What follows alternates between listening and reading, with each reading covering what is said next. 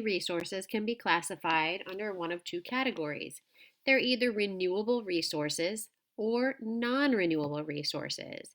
Renewable resources have some obvious advantages. Renewable resources are resources that can be replaced at the same rate they are used up or are based on natural cycles that can't be used up at all. Obviously, it's a good thing to have resources that we won't run out of. That's why renewable resources are often called green energy or green resources. Let's look at some examples. Solar energy is energy from the sun.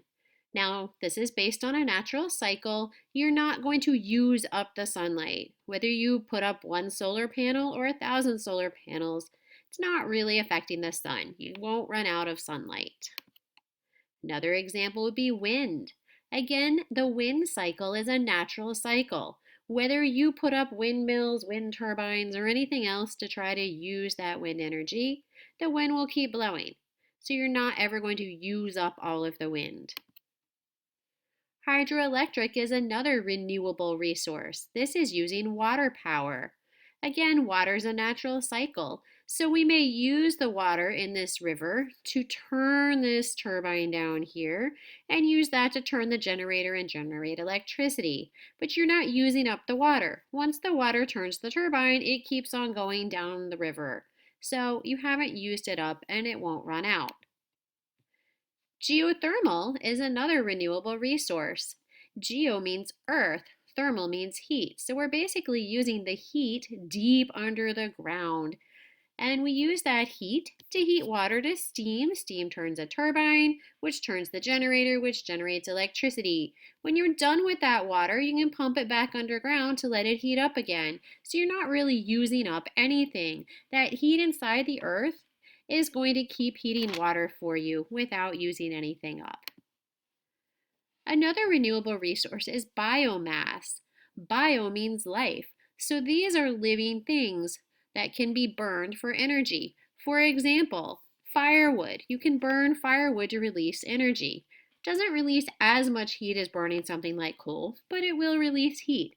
You can even burn things like animal waste, or bacteria at the dump will break down waste and all the things we throw away and produce gases that can be burned. So basically, any living thing that we can burn or use for energy is going to be biomass.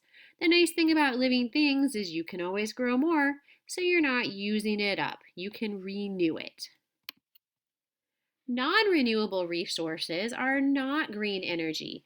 These are resources that once used up can't be replaced.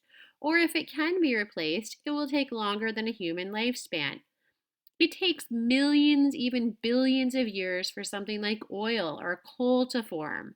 So if we use it all up, unless we're willing to wait millions or even billions of years, we're just out of it. There's not going to be more. So our first example is all of the fossil fuels. Think of fossils as like dinosaurs buried underground. Well, most of these things are formed from the remains of plants and animals that lived billions of years ago, so back in the dinosaur days. So they got buried underground, and over billions of years, a chemical change happened, and all of their energy turned into these fossil fuels: coal, oil, and natural gas, which you can burn to release energy.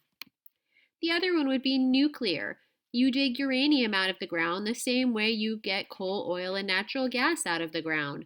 Once we use up all the uranium buried underground, the ground won't make more. We'll just be running out of uranium.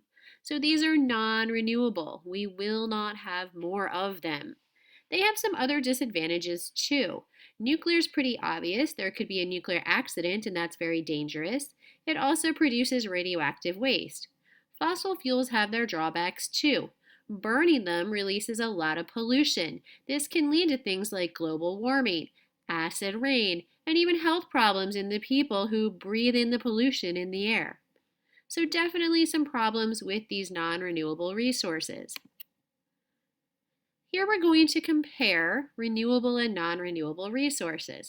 Remember, renewable, we either can't run out or we could easily grow more or create more. Examples: solar, biomass, wind, hydro, which is water, and geothermal. They tend to be clean with little to no pollution. They can be unreliable. For example, solar only works when the sun is shining, wind only works on windy days. Hydro is not going to work if you have a drought and the river goes dry. And they also tend to be expensive, so you can see some advantages. We won't run out, less pollution, but some disadvantages too, like unreliable and expensive. Non-renewable have the same sort of thing going on, advantages and disadvantages. So either we will run out, or it's going to take millions of years to get more. Examples would be fossil fuels and nuclear. One of the bad things, a disadvantage, lots of pollution.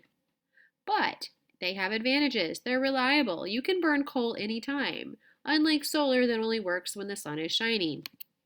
And they tend to be cheap, and we like cheap electricity. I know most of your parents would probably complain if their electric bills suddenly got higher just because they switched to renewable energy. All right, guys, that's it for renewable and non-renewable energy. Now you get to take a little quiz to check your understanding.